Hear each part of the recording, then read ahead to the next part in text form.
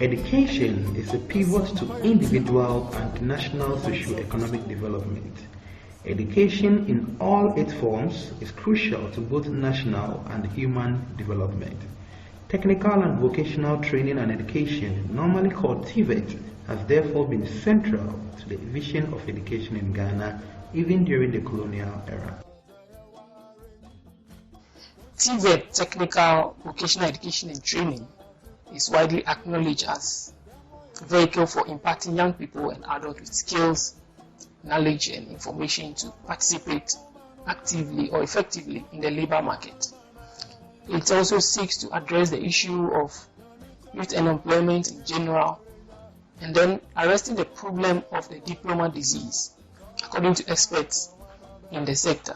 Across the ECOWAS sub-region, significant progress has been made to strengthen the Tvet sector.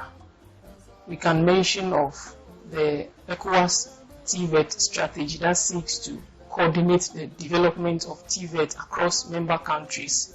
We can talk of legislations across the sub-region on Tvet.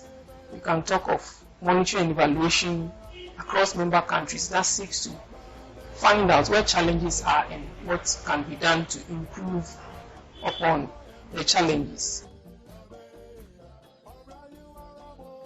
Any serious national Tvet policy should aim at contributing to the development of a productive workforce and, most importantly, reducing unemployment, especially... Clearly, that appears to be the case, and it looks like the various individuals who have been involved, there are quite a bit of competition, because it's all about how do we get investment to drive a particular area of Tvet, and then what kinds of programs will ensure us to deliver Tvet and also enable us to do that partnership we want to have with industry. So it's a whole arrangement that we have not been able to deal with, especially in terms of the kinds of programs that will allow us to deliver that kind of partnership with industry in order to give efficiency to the Tvet education program. Unfortunately, youth unemployment in Ghana is still a major challenge for government over the years. According to the United Nations Educational, Scientific and Cultural Organization, UNESCO, Ghana has a 56.6% unemployment rate among the youth population in 2016. This situation is partially due to a difficult transition for young people from the school to the job market. Current statistics shows a decline of this to documentary 9.16%. is to contribute to national advocacy efforts on Tvet development in the country. Importantly, it seeks to highlight the views of duty bearers, particularly the Commission on Tvet, and then secondly, rights holders such as citizens, students, youth groups, and youth leaders in the country on the challenges of Tvet, and bring to the attention of the general public what government can do to contribute to developing Tvet in the country. Some of the challenges are quite apparent to the general public, challenges such as the poor infrastructure, challenges of low funding or low financing in the Tvet subsector under the education sector, and then the negative perception of Tvet in the country. Generally, this documentary tries to bring to the fore all these challenges to the attention of government. In Ghana, we have 3 delivery modes in Tvet. We have the formal delivery, which is largely in the education sector. We have the non-formal delivery, which is largely under apprenticeships.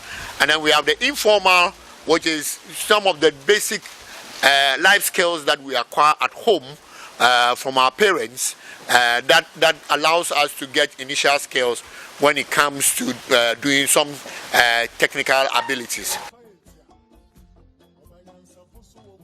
In 2006, the Council for Technical and Vocational Education and Training, Tvet, was established under the Ministry of Education with the aim of reforming the Tvet system and contribute to the development of a productive workforce by linking the education system to the needs of the economy. Diving a bit further into the Tvet sector, an account of how the sector has been faring over the years from the viewpoints of the various stakeholders. We hear from our head teachers, institutional heads, CSOs in Tvet, and other stakeholders, whether it is generally Tvet in Ghana is not moving as we all want it to be. This is because even from the background of parents, they have a perception that if a learner moves or a child moves to any Tvet institution, it means the child is not academic inclined. So the perception itself, even among parents and the children, it's even a problem. So the attendance to work, the passion for students to learn what they're supposed to do is not there. I might say that it's not fair as it's supposed to be because of the negative stereotyping people have about it. And they look at it to be people who come here as school dropouts or they're academically poor. That is why they come here. And because there are a lot of children don't want to come. I've seen parents bring their children here and the child will be crying. It means that the child doesn't want to come. Sometimes I have to call the child aside to find out, is there any problem? And the child will tell them no. Either the program the parents want the child to do, the child is not interested in, or the child doesn't even want to come here at all. Because the child will be seen as a school dropout or be seen as academically poor person. So the child doesn't want to come. And this affects the enrollment of Tvet students. The government is not supporting too much. We say this because if you could look clearly behind me, there's a project ongoing. And this is the toil of agencies who have mercy on centers like Barrow, ISIS, just to get students a place to sit and learn. We have so many programs that run here, like electricals, masonry, fashion, and catering. We do not have any direct aid from the government as to logistics and also training materials, which aids our students to receive adequate training. But what goes on is from time to time, the instructors do compel these learners to find ways and means to get materials that would aid them in their training. I would not say it is faring very well because we have a lot of resources which is lacking in the training of our students. For instance, when the polytechnics were converted to technical universities, it meant that there should be a lot of resources, funding to upgrade the technical universities to concentrate more on the Tvet education. Tvet education is really very expensive. It requires a lot of training equipment, field visits and practical work, which really requires a lot of financial support. For me, with the little that I know about the Tvet in Ghana and the different kind of persons that I've met, I think there is a whole lot of growth and progression when it comes to the aspect of Tvet, because at least there are people who are passionate about this Tvet and they are talking about it passionately now to the people so that people can know the good thing and the quality of technical education.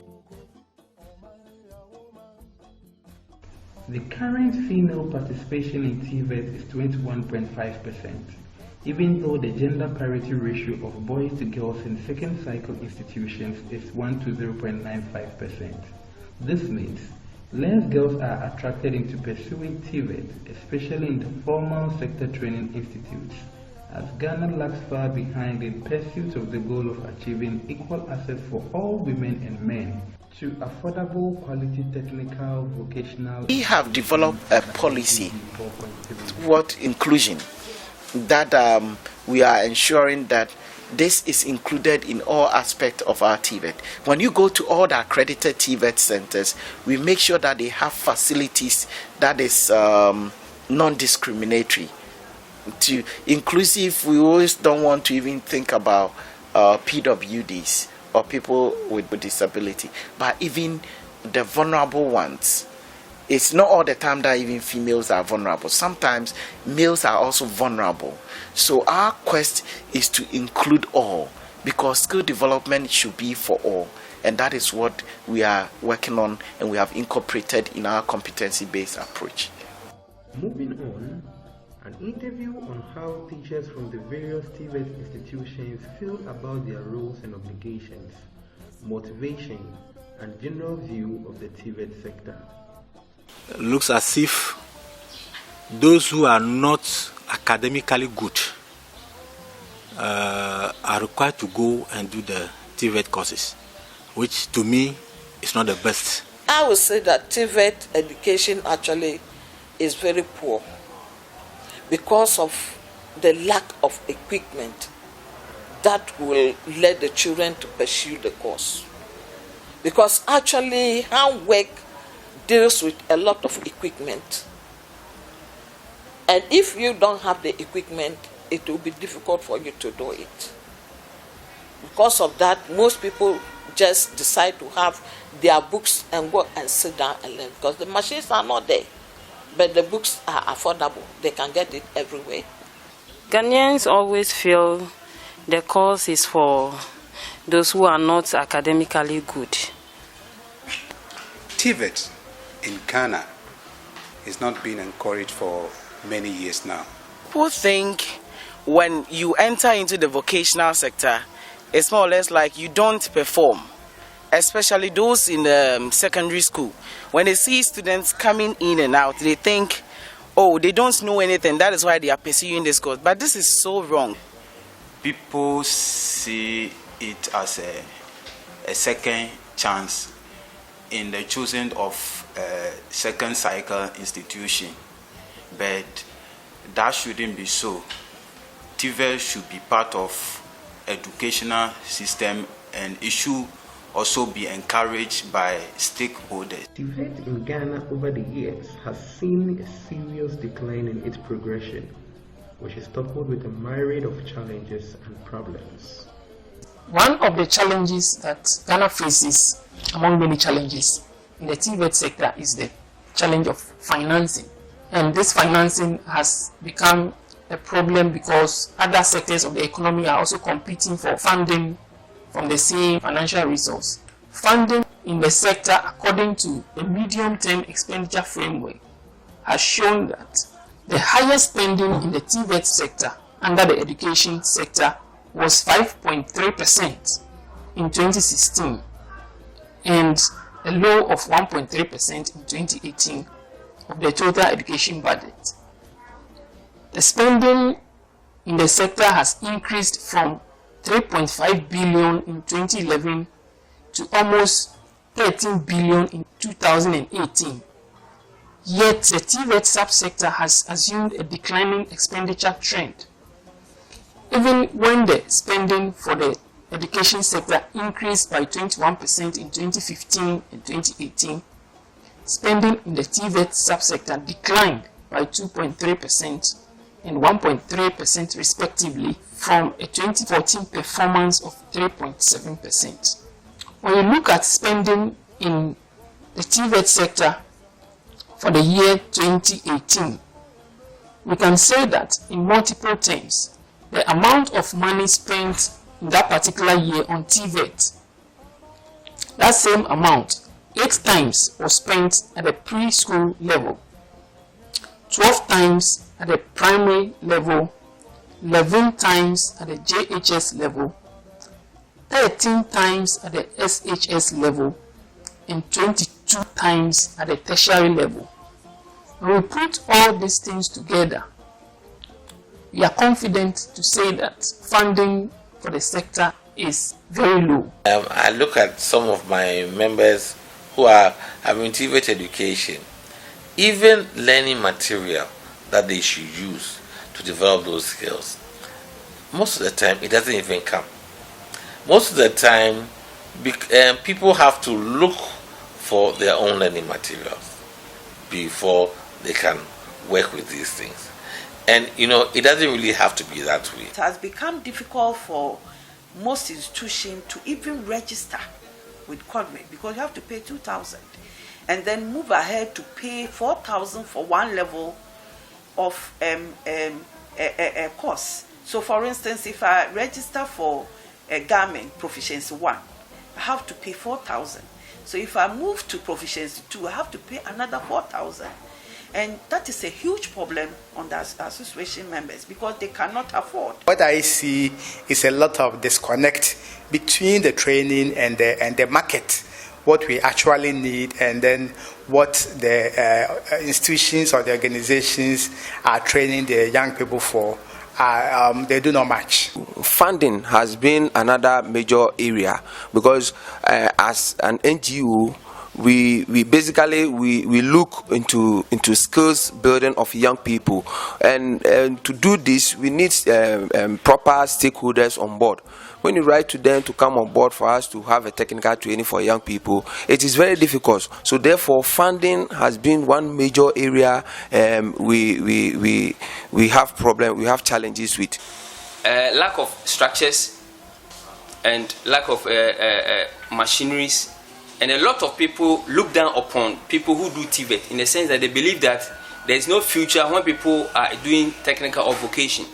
But before a country can develop or grow, we need to empower the Tvet. Talking to students on how they got into the Tvet sector, their motivation, how classes are conducted, and the opportunities that they benefit from shows a promising sector when all measures necessary to revamp Tvet are in place. I have been to university. I did marketing, and then it got to a point, when I was coming up, it has been always my dream to become a fashion designer. Civil engineering entails a lot. It entails water, sanitation, road, geotechnical engineering, and then structures, which is building. When I was in JHS, I realized it has a lot of branches which can help me out there with a lot of practical training. So I realized I wanted to become a structural engineer in the near future, and to become that, the civil will help me have a lot of knowledge concerning the structure. When we compare the vocational students and the SHS students, there is a vast difference. Yes, first is I have the skills in my hands. Okay, I can employ myself. I can work for myself. I can create or establish my own business. But with the SHS students can't do this. But with me, I can do it. Should in case we've been given a job opportunity to do, I would be employed because I have the skills that I can base upon. I chose it because I could see I have some basic skills that I need to upgrade. So I chose the vocational school so that I can upgrade on my skills and my cooking. I chose the course myself. I chose it because I have the passion for it, and since childhood I've been trying to sew small with the little materials, thread and needle I have with me. So that's how come I chose it. I choose a catering course because I have a passion for it. I like cooking and I want to become a chef in the future. I didn't choose it myself, as I said earlier, but as I came here, I've learned a lot, so I think it was a good choice. When I was a kid, I was much more into electrical, so I also learned about it very well. So that motivated me to come into the Tvet and be an electrical engineer one day. What motivated me to choose this course is that, for example, as in my area, how people have been building and building have been collapsing. So I want to acquire this. I want to come and build up my skills at this school to correct them with their mistakes that they have been doing. I choose fashion because I wanted to become a fashion designer one day and at the same time a model. I dreamed of becoming an electrical engineer in future. So I'm doing exceptionally good here. I'm enjoying the course. I believe I want to be a teacher. I want to be someone who wants to inspire people. So I believe that I can use hospitality and the food and beverages alongside the art to be able to combine together to help others. Governments over the years have made patchy contributions to addressing the challenges in the Tvet sector. Without adopting a standardized CBT for all Tvet trainers, both formal and informal, there shall remain disparities in the quality of skills training, which would likely fall short of industry's expectations, as it currently pertains, how the NVTA and other institutions thus come into play to support. The qualification framework that starts from the proficiency level is being expanded. As I told you, about 13,000, as I'm talking to you now, about 13,000 mastercraft persons from the informal sector and their apprentices have been trained on the qualification framework, and government is expanding it because you have to start from somewhere and you expand it. And part of the jobs and skills resources I talked about will be going to expand it further. This because we have a huge informal sector, and the only way we can improve on our lot is to formalize their operation and improve on their outcomes or their standards. Because in the business world or in the industry world, we don't have formal and informal industry. If it's a cloth that I need a dress, it's either my size is 10 or 15. How do we ensure that if I come to you and say my size is size 15, you can sew something for me as a seamstress or as a dressmaker, that I don't have to have a tight dress or a loose dress? It's standards. And that is what we are doing to ensure that all the various sectors, we can improve on their skills, because they have some skills. You can never discount the skills of the informal sector. But what we are working on is to how do we expand and improve on the standards that they are using. As we are talking right now, there's a lot of people doing construction work and we can hear the noise. How do we ensure we can improve on the standards so that they can help us build the high-rising buildings and ordinary buildings at a low cost with improved quality? And all is based on standard and helping them to train according to the standard. And that is why we are developing this competency-based training curriculum from level 1, which is proficiency level, all the way up for not less than 100 trade areas. This is the only way we can improve on the informal sector.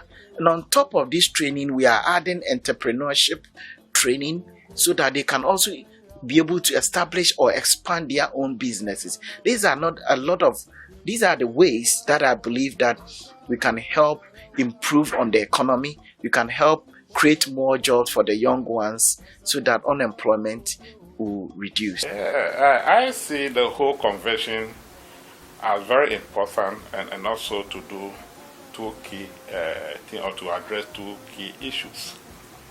The issue of academic progression for the graduates, or those coming from the agency background, and also the issue of what we call parity, the staff attrition, lecturers leaving because of poor remuneration, and also the fact that students are not sure.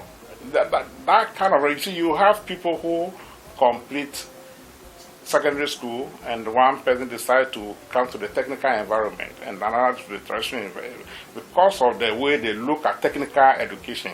The one who genuinely wants to follow Tvet line may not be admired or recognized by the colleagues. I don't want to use the word stigma, it's not the kind of this, but then people generally look down upon upon technical education. So the convention actually came to resolve that issue. I believe it has not been resolved totally, but with time it will be corrected. And then the students now are able to continue along the path they have chosen to obtain higher degrees. So within the polytechnic environment, even though the law will not stop us from performing or offering higher degree programs, the regulators in a way stop us from running or going beyond BTech. Our degree, let me put the differentiation. I don't know whether it has been done already. We have BTech, we use BTech, MTech to differentiate our degree from the traditional university where you have BSc, BA, and the MSc, the rest. But we use Bachelor of Technology, Master of Technology. So that has been resolved. Now we are developing a program to enable students to progress. So from HND, you can do BTech, you can do MTech. In fact, at this place, we are doing a number of MTech courses or programs in engineering and applied sciences. So that has, the convention has solved that problem, and we believe that that is good for our students.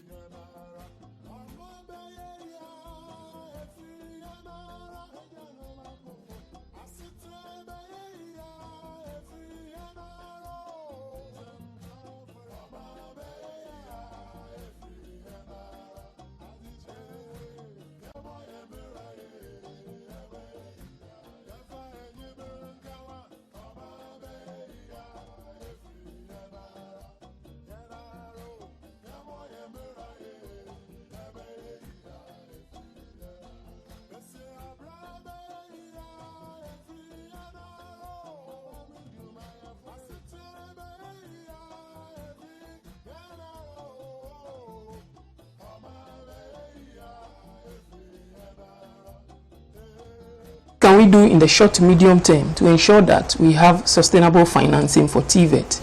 In FOSDA, we are proposing a percentage of the communication service tax to be allocated to the Tvet sector.